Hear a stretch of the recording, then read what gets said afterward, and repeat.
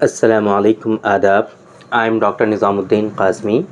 I am a sexual disorders and infertility specialist working here at Saira Healthcare and Hijama Center, Barabanki Uttar Pradesh. देखिए, पिछली कई सारी videos में हमने कुछ स्पेसिफिक नुस्खे आप लोगों को बताए हैं यूनानी सिस्टम ऑफ मेडिसिन के, जो बहुत ही ओल्ड नुस्खे हैं, जो बहुत ही पुराने हैं और जो हमारे ओल्ड हकीम और तबीब हुआ करते थे, जिन्हें हम हुक्मा हजरात कहते हैं। तो उनके बहुत ही ख़ास नुस्खे हमने आप लोगों को बताने की कोशिश की है पिछली कुछ वीडियोस में। आज के इस वीडियो में भी हम बात करेंगे कि जरियान का जो मर्ज़ होता है ना, जिसे हम लोग स्पर्मेटोरिया कहते हैं, धात की शिकायत कहते हैं उर्फ़ आम में। तो जब ये धात की शिकायत होती है तो ये आम तौर पे इतनी आसानी से कंट्रोल होता नहीं है। धात की शिकायत जो होती है आम तौर पे ये हमारे लाइफस्टाइल से बहुत ज़्यादा लगी हुई होती है।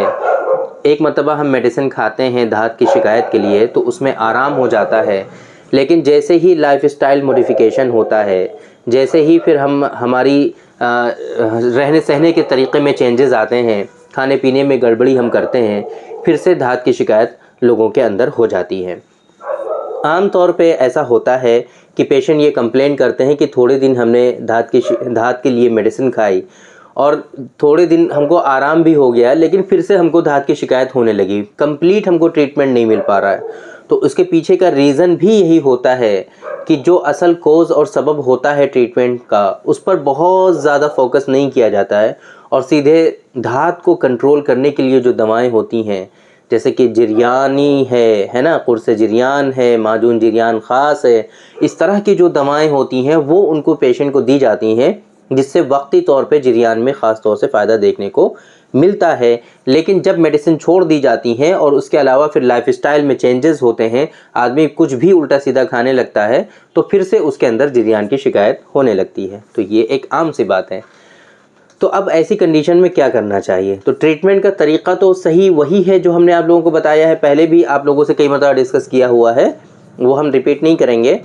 लेकिन आज के इस वीडियो में जो हमारा मकसद है आप लोगों को बताने का, वो एक बहुत ही ख़ास और स्पेसिफ़िक नुस्खा है यूनानी सिस्टम ऑफ मेडिसिन का, जिसके बारे में हकीमों ने अपनी बुक्स में, अपनी किताबों में ये लिखा है कि अगर इस नुस्खे को सही से इस्तेमाल कर लिया जाए, अगर इस मेडिसिन को जो आज के इस वीडियो में हम बताने जा रहे हैं प्रॉपर वे में सही से यूज़ कर ले पेशेंट, तो 3 पुश्तों तक जरियान का मर्ज़ नहीं होता है। ये बात किताबों में लिखी हुई है कि 3 पुश्तों तक जरियान का मर्ज़ नहीं होगा। अगर आपने सही से इस मेडिसिन का इस्तेमाल कर लिया और आप जरियान और धात के मर्ज़ से बहुत ज़्यादा परेशान हैं, तो अगर आप इसको इस्तेमाल करेंगे आप तो ठीक होंगे ही, लेकिन आगे 3 पुश्तों तक भी आपको आप जो पुश्तें आएंगी, आपका बेटा होगा, आपका पोता होगा, आपका पड़पोता होगा, तो उनको भी ये मर्ज़ हो नहीं सकता है।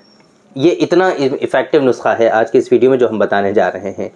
देखिए, जरियान का जो मर्ज़ होता है आम तौर पे देखने को पाया जाता है कि लाइफस्टाइल मॉडिफिकेशन की वजह से, इंडाइजेशन की वजह से, और एक बहुत ही बड़ा मेजर कोज़ है इसका, वो है मास्टरबेशन जिसे हम लोग मुश्तज़नी कहते हैं, है ना, जलक कहते हैं उसको हम लोग, है ना। तो हाथों का इस्तेमाल जो लोग करते हैं बहुत ज़्यादा, तो उन लोगों में जरियान की शिकायत डेवलप हो जाती है, ये बिल्कुल वेल नोन है।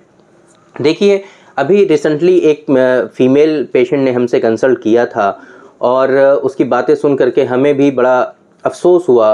वो बेचारी फ़ौरन रोने लगी हमसे बात करते ही और कहने लगी कि 1 हफ़्ता ही हमारी शादी को हुआ है, एक भी मर्तबा अभी तक हमको सेक्सुअली सेटिस्फेक्शन नहीं हुआ है। हमारा जो शौहर है, मेल पार्टनर जो है, फ़ौरन ही वो डिस्चार्ज हो जाता है और उसको कुछ होता ही नहीं है, वो फ़ौरन डिस्चार्ज हो जाता है। जैसे ही हम लोग सेक्सुअल इंटरकोर्स करते हैं तो हमें कुछ होता ही नहीं है, हमें तसल्ली ही नहीं होती है और उसका डिस्चार्ज हो जाता है, इरेक्शन भी ख़त्म हो जाता है, तो वो हमको ऐसे ही छोड़ देता है। पूरी रात हमारी तड़पती हुई गुजरती है। ये इस तरह के उसके सेंटेंसेस थे, इस तरह के जो है बातें उसने की हमसे। यहाँ पर गलती लोग क्या करते हैं? गलती यही होती है कि मास्टरबेशन आप लोग बहुत ज़्यादा करते हो। मास्टरबेशन करने की वजह से आम तौर पे हमने देखा है, हमारे पास जो पेशेंट आते हैं, जो हमारा मुशाहिदा है पेशेंट के साथ, आम तौर पे मास्टरबेशन करने वाले लोगों में प्रीमेच्योर इजैकुलेशन बहुत ही ज़्यादा कॉमन होता है। जो लोग मास्टरबेशन करते हैं फ्रीक्वेंटली, उन लोगों में प्रीमेच्योर इजैकुलेशन या जिसे शीघ्र पतन कहते हैं हिंदी में, सुरात इंजाल कहते हैं उर्दू में, ये बहुत ही ज़्यादा कॉमन है, ये होता ही होता है लोगों के अंदर। अगर ज़्यादा मास्टरबेशन करते हैं तो उनके अंदर इरेक्टाइल डिस्फंक्शन भी हो जाता है, श्रिंकेज का इशू होता है, इस तरह के इश्यूज बहुत ज़्यादा होते हैं।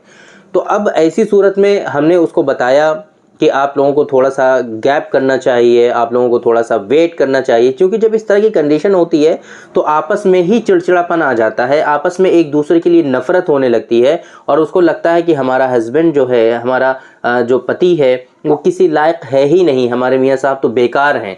और उसको भी लगता है कि यार ये हर वक्त मुँह ही बनाए रहती है, उसको पता ही नहीं चलता कि किस वजह से उसका मुँह बना हुआ है। तो इसकी वजह से रिश्तों में बहुत ज़्यादा ख़राबी आने लगती है ना।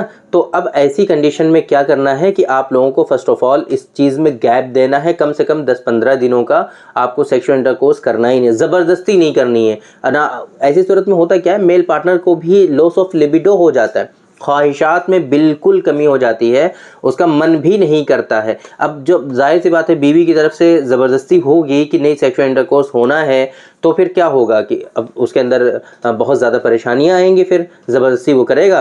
अब जाहिर सी बात है उसकी बॉडी बहुत ज़्यादा थकी हुई है इस काम से और आप उसको और ज़्यादा थका रहे हैं, तो कमज़ोरियाँ और ज़्यादा आएंगी। तो ऐसी सूरत में फ़र्स्ट ऑफ़ ऑल यूनानी का जो कॉन्सेप्ट है उसको आराम दिला दीजिए, तस्कीन दिला दीजिए, 15-20 दिनों तक भूल जाइए थोड़ा सा और आपस में मोहब्बत कायम रखिए, आपस में कॉन्फिडेंस लाइए। हमने उसको समझाया कि आप अपने मेल पार्टनर के साथ कभी भी इस तरह की गलती मत करना, वरना उसको जो है कॉन्फिडेंस कमी हो जाएगी, कॉन्फिडेंस की कमी हो जाएगी, है ना। लो कॉन्फिडेंस के साथ आएगा, फिर परफॉर्मेंस एंजाइटी हो जाएगी और उसकी हालत बिगड़ती चली जाएगी। अब इसमें करना क्या होता है कि फ़ीमेल पार्टनर की तरफ से उसको तसल्ली देनी होती, कोई बात नहीं, ऐसा होता है, ठीक हो जाएगा, ये बड़े मेजर इश्यूज़ नहीं है, उसको तसल्ली देनी है, उसको कॉन्फिडेंस में लाना है।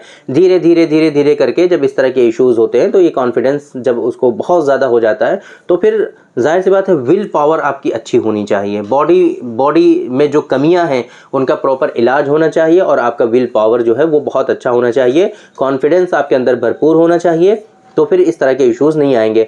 और आखिरकार उन लोगों ने सारी चीज़ों को फॉलो किया, हमने उसको दवाएं भी दी और प्रॉपर वे में उसको ट्रीटमेंट सजेस्ट किया और आज अल्हम्दुलिल्लाह वो बिल्कुल सही सलामत हैं, बिल्कुल सही से उनका रिश्ता भी जो है बाकी है, किसी तरह का कोई इशू नहीं हुआ। वो लड़की इस कदर रो रही थी कि ये हमारी मोहब्बत है और जो है इससे जो है हम तलाक़ भी नहीं ले सकते और जो है हमारी मर्ज़ी की शादी है वगैरह वगैरह, इस तरह की चीज़ें बहुत ज़्यादा थी। तो मसला देखिए, हम किसी का नाम नहीं ले रहे हैं, प्राइवेसी होती है ना, प्रॉपर वे में हम सारी चीज़ें नहीं बता सकते आप लोगों को। ये एक एग्जाम्पल आप लोगों को बताना ज़रूरी था कि किस तरीके से लोगों के अंदर परेशानियाँ होती हैं और आम तौर पर जो मुस्तज़नी और मास्टरबेशन के जो पेशेंट होते हैं उनमें इस तरह के इशूज़ पाए जाते हैं। जरियान उनके अंदर कूट कूट के भर जाता है, उसके अंदर एहतिलाम की शिकायत हो जाती है, प्रीमेच्योर एजैकुलेशन बहुत ज़्यादा होता है, सीवियर प्रीमेच्योर एजैकुलेशन ऐसे लोगों के अंदर होता है। तो ये सारी बातें हो गई कि आम तौर पे जो मास्टरबेशन बहुत ज़्यादा करते हैं उसकी वजह से इस तरह की परेशानियां लोगों के अंदर देखने को पाई जाती हैं और डेली बेसिस पे हम इस तरह के बहुत सारे पेशेंट देखते हैं कि जिनमें प्रीमेच्योर इजैकुलेशन का इशू होता है, इरेक्टाइल डिस्फंक्शन का इशू होता है, लॉस ऑफ लिबिडो होता है, परफॉर्मेंस एंजाइटी होती है। डेली बेसिस पे यहाँ पर ऐसे पेशेंट यहाँ पर विज़िट करते हैं जो घंटों रोते हैं बैठ करके, सिर्फ रोना आता है उनको, इसके अलावा कुछ नहीं होता। रोने से कुछ नहीं होता ना, कहते हैं कि अब रोने से क्या होता है, जब चिड़िया जो है खेत उग गई तो फिर रोने से कोई फ़ायदा नहीं है।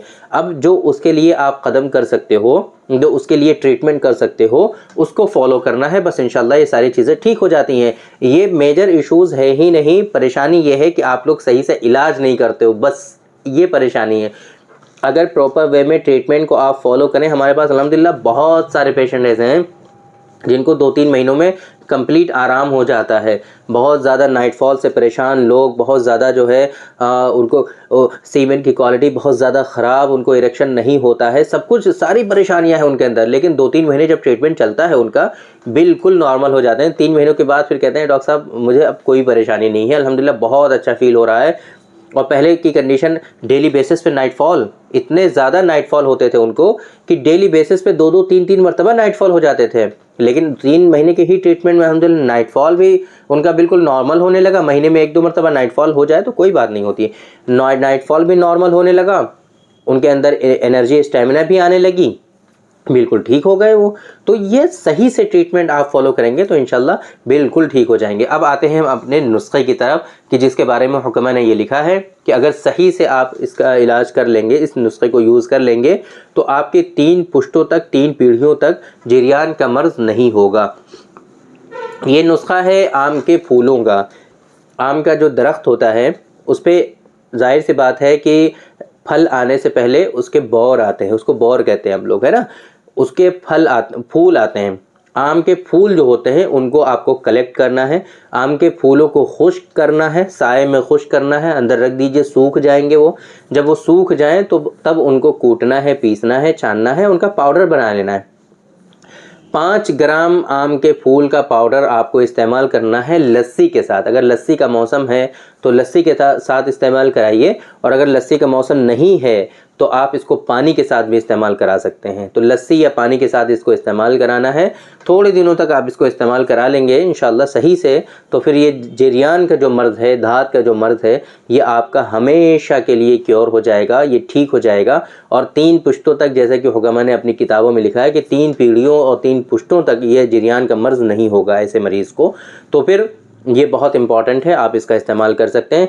बाकी सारी इन्फॉर्मेशन हमने आप लोगों को सही से डिलीवर करने की कोशिश की। आज की इस वीडियो में बताया कि जिरियान आम तौर पे मास्टरबेशन की वजह से होता है, लाइफस्टाइल मॉडिफिकेशन की वजह से होता है, इंडाइजेशन की वजह से होता है, और सीमेन की क्वालिटी के ख़राब होने की वजह से होता है, पेल्विक फ्लोर मसल्स के वीक होने की वजह से होता है, और बहुत सारे रीज़न हैं इसके। आपके जो है प्रोस्टेट ग्लैंड के इन्फ्लेमेशन की वजह से हो सकता है, और आपके जो है बहुत सारे रीज़न और भी हैं। जिरियान के बारे में हमने बहुत डिटेल में आप लोगों को पहले भी बताया हुआ है। तो आप इन सारी चीज़ों पे नज़र रखिए। जिस वजह से आपके अंदर नाइटफॉल है या फिर जिरियान की शिकायत है, आप उसको, उस वजह और रीज़न को ट्रीट करने की कोशिश करिए। इंशाल्लाह धीरे धीरे करके ये जो परेशानियां हैं आपकी, ये सारी की सारी ख़त्म हो जाएंगी, और ये डिजीज़ेज़ और ये बीमारियां आपकी सारी की सारी क्योर हो जाएंगी। उम्मीद करते हैं कि आज की इस वीडियो से आप लोगों को फ़ायदा हुआ होगा, और ये जो हमने बताने की कोशिश की है आज की इस वीडियो में, ये सारी चीज़ें आपकी समझ में आई होंगी। तो थैंक यू वेरी मच, बहुत बहुत शुक्रिया आपका। आज की इस वीडियो में इतना ही।